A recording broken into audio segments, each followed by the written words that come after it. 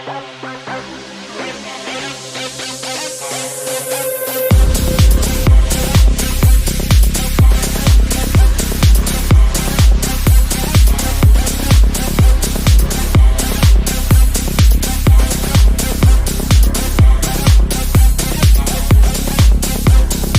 am special effects artist Allan Holt, and you are listening to the Movie Rage Show. It's time for the movie raid. Tonight's victim is Mulder special effects artist Allan Holt, that has done many films such as Terminator Genisys, Iron Man 2, Predators, 2014, RoboCop, and many, many others. Hello. Hello. What have we been up to, man? I know you've been doing a lot of crazy stuff between last month and this month. Is there anything that you are allowed to tell us that you might be working on that we can possibly expect that might be released pretty soon? So I do two things generally. I have my own company called Movie Monsters Incorporated, which is my own creature effects company, and then I also work at a shop called Legacy Effects, which is probably the biggest in the business. For my own company, the biggest news that I have is that there's a movie coming out later this year, a foreign co-production that we shot in Indonesia, which is the name is an Indonesian word. It's Orang Ikan, which means fish man, and it's a film that was a co-production between Japanese, a British, and a Singaporean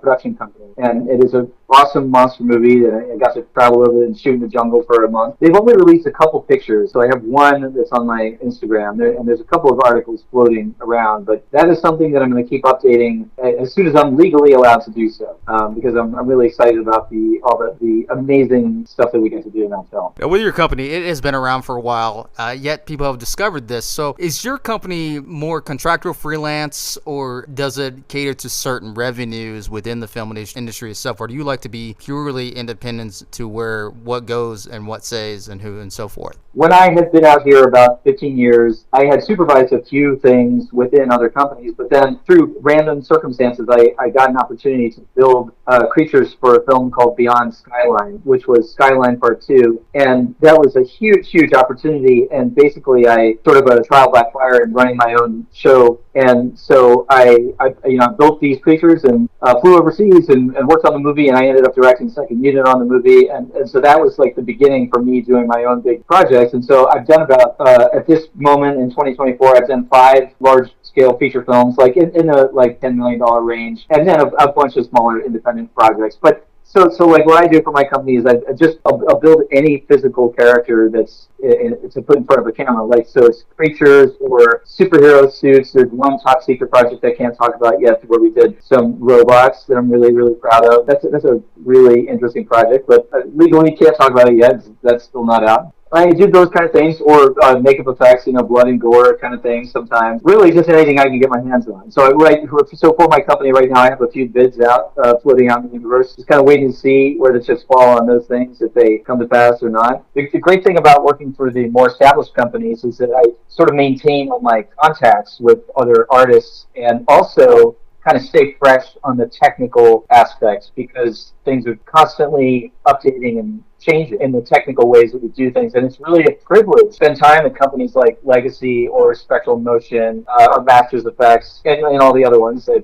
don't want to leave anybody out. But it's a privilege to get to go and work with the best people in the business and just kind of work shoulder to shoulder with them and kind of learn, how they do things, instead of just branching off by myself. How do you establish revenue without actually having to really have that kind of resume, what you're attached to with your company, and be self-identifiable to these artists without everyone assuming you get a wrong impression, you're these top dogs? Well, it is an interesting question, and truthfully, there's not really an easy answer. I think that is a thing that everybody has to kind of figure out, because every situation is different, and because so much of the business is sort of like a blizzard, sorry for the bad metaphor, but everything is like a snowflake, and you just have to get to know each situation and each group of filmmakers as you go, and situationally figure out how you fit in to what they're doing. And so for me, the way that I was able to get Beyond Skyline was because I had, back in the old days, I had spent a ton of time on set on shows like Buffy the Vampire Slayer and Angel, keeping actors alive in creature suits. And so I was very familiar with that. And we were going to be shooting creature suits in really difficult conditions, and so I was just able to sell myself as somebody who could put together a team, and then I knew the ins and outs and the trouble that we're going to run into with those kind of characters. So there's a little bit of luck involved and stuff like that. Honestly, it is just a snowball. It's like, to keep that metaphor going, it's a snowball. Try to build momentum and kind of try to maximize what you've done already by cutting together reels and sharing pictures and trying to hustle and kind of share what you've done. And you might fail 95% of the time trying to get a job, but it's like, but so does everybody else in the business. Now, if there's something that is foreign outside the United States that you have to work with, if a company or several individuals or group or anything that is interested in your company and needed some work, is it different customs to transfer certain legalities as far as creating the work for them and then transfer it to them? Is it more expensive, or is it like, do you get more recognition as far as credentials go as well? Well, I think both of those things are true. I think that because I've done 3 movies in Indonesia and for my company, but also, working with other companies. I was also a supervisor on Underworld Part 5, which we first had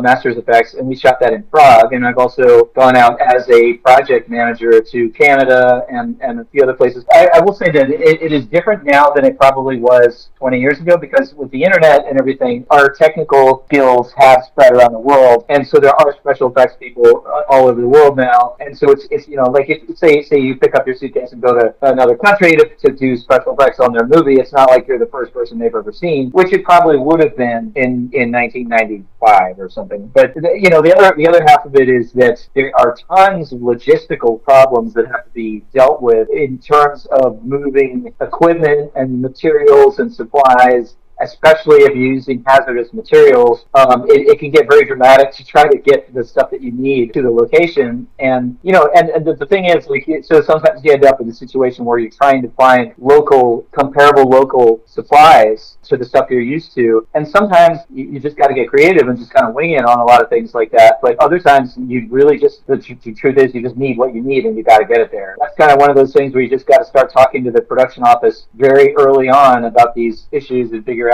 like, who can legally transport hazardous materials, and there's a whole process there. And then the other thing is, I'm always wondering, well, if I'm shipping a wooden crate with a bunch of dead bodies in it, or say a giant crocodile head or something like that, is that going to slide right through customs? And the other thing is, like, you're always sending thousands of dollars worth of tools, and so I'm always paranoid about that. But so you've got to figure out what to take in your own personal suitcases versus shipping separately. And the short answer is, it's all very complicated, but it's really fun and it's an adventure. And just one thing I want to add to all that is that I am so glad, I am so grateful to still be working at a time where we get to get on a plane and go somewhere for real, rather than just going to some rear projection thing like they're using for a lot of projects that I won't mention. Go climb around in the jungle for a month. And it was very physically challenging, but that's part of the reason I got into this business, is I want to have some adventure. And that's why I consider it a privilege to be able to build physical characters as opposed to doing it digital. Nothing against digital effects. I'm just saying my passion, I'm one of those kids, I just grew up, like, just loving art projects and just some crazy thing, and the more complicated, the better. And there's no cooler art projects that I can think of than building a living thing that's supposed to look real, out of all these different materials, and then collaborating with an actor inside it who's a performer, and then kind of working around the physical realities of how to capture a theatrical performance on camera, especially, and then add to that, doing it in a real location. Like, it's incredibly fun, and I feel incredibly lucky to be working at a time where we're still doing it for real. There's always new methods, and there's always new technology, new ways of creating something really cool. But how would you define the term out with the old? But in this case, out with the old, renew the new. We're learning new things as we go. For example, learning to incorporate digital design tools. But, these tools are really helpful. And I mean, we are redefining ourselves, not as drastically as you would think. I mean, it is still the same general concept. It's just the idea of, I would define it as just staying present. That's one of the things I've had to learn, is you're never just going to rest on, already knowing everything you're going to need to know. So it's always about just trying to stay present and keep that learning part of your brain open and keep adding things. And when you're able to do that, then you actually can make good use of the tried and true things that we've spent years working on. It's challenging. It is challenging to stay present and keep, but And the other part of that too, the younger people that are coming up are so talented now, and they have so much to offer. There was a mentality a few years ago when I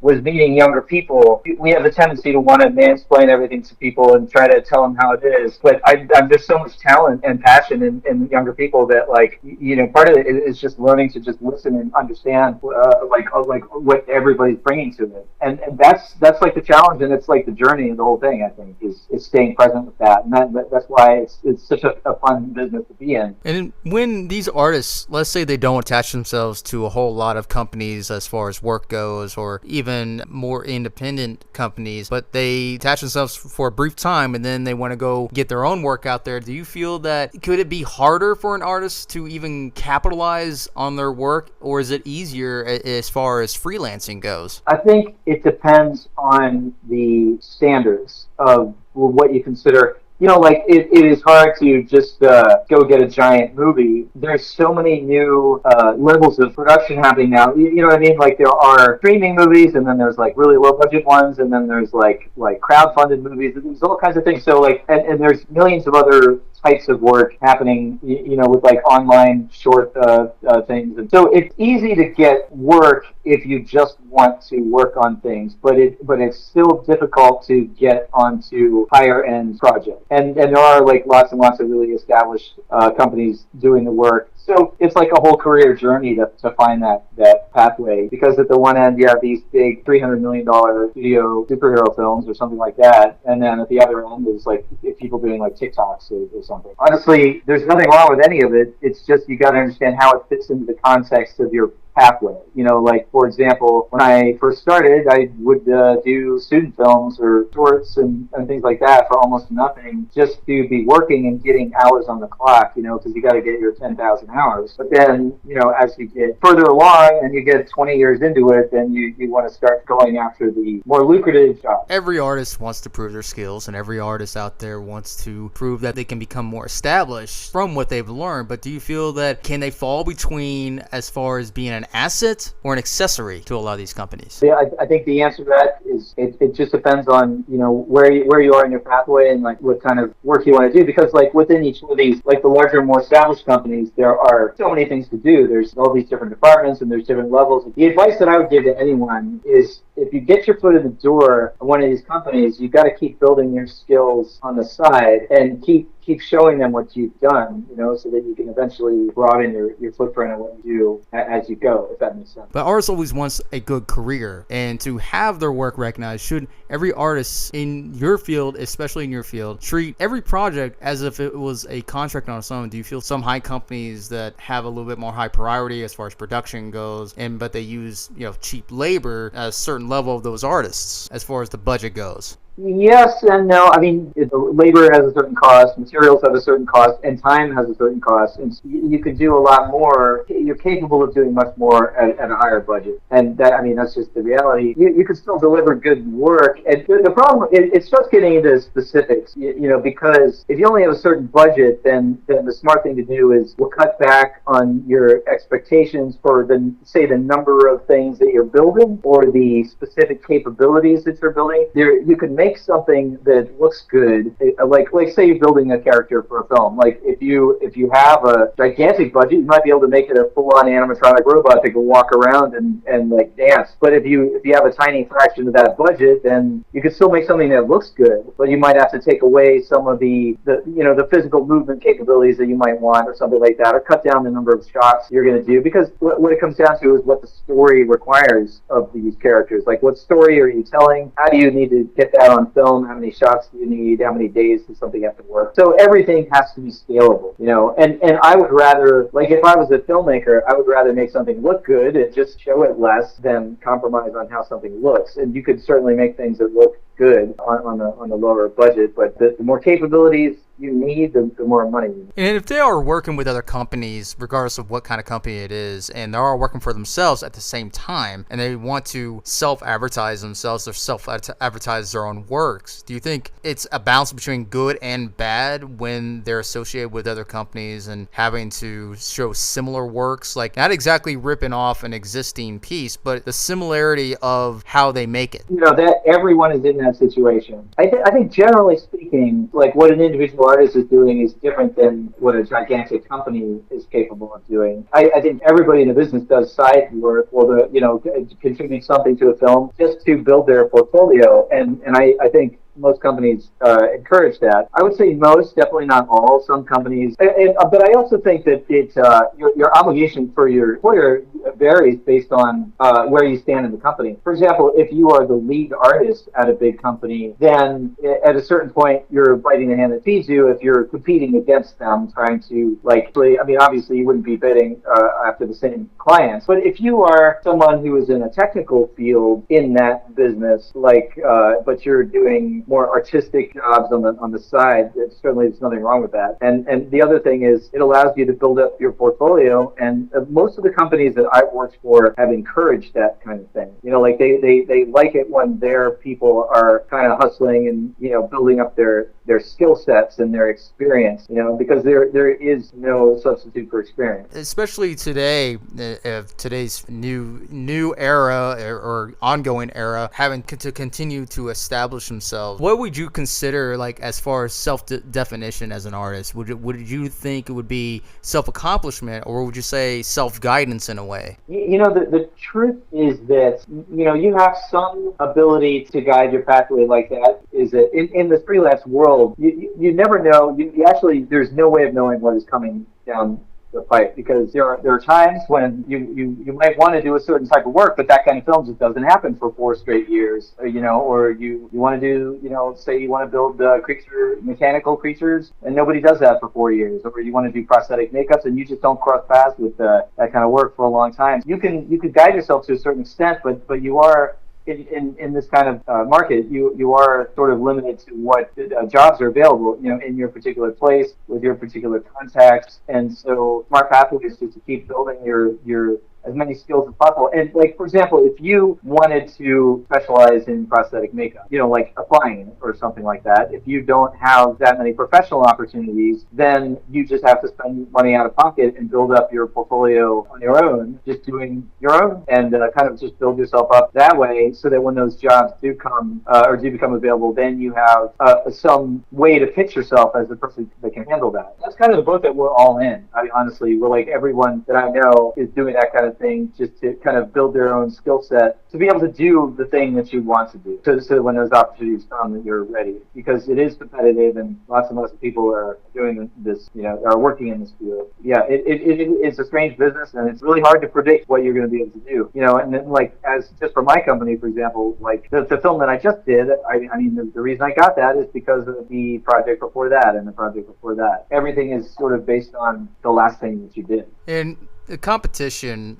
that's always going to be there, regardless of what job you try for or what career you try for. It's always there, but it's also a distraction, and it's also almost a motivator, but also demotivator at the same time. Do you feel like in today's society of cinema and this society, that there's more reliability than there are liability in this case, or do you feel like it's kind of like unpredictable, unbalanced between the two, depending on where you go? There is a lot of competition, and just a motivator to keep getting better. There was a time when all of the effects companies were either in Los Angeles or London to them, and then they started popping up in other places, New Zealand, Atlanta, Barcelona, and they're kind of really in many more places than that, but they're all over the place now. So in Los Angeles, it's like we're no longer unique in that sense, and all the amazing online resources, and even just people being aware through YouTube and other things on the internet, just people being aware of technical things like that. I feel like people are getting pretty good all over the place. I mean, it's not a demotivator, but it does make you think, well, to even survive now. For me,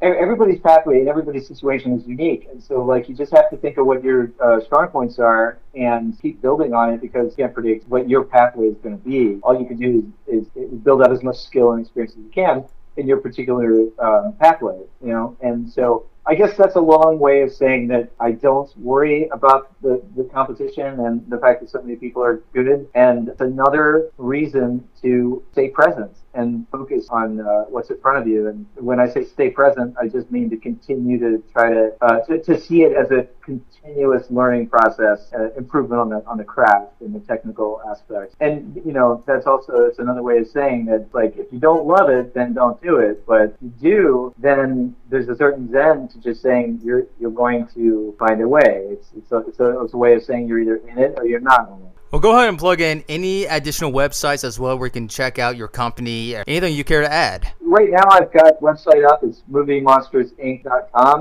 And there you have it, everybody. That is special effects artist Allan Holt.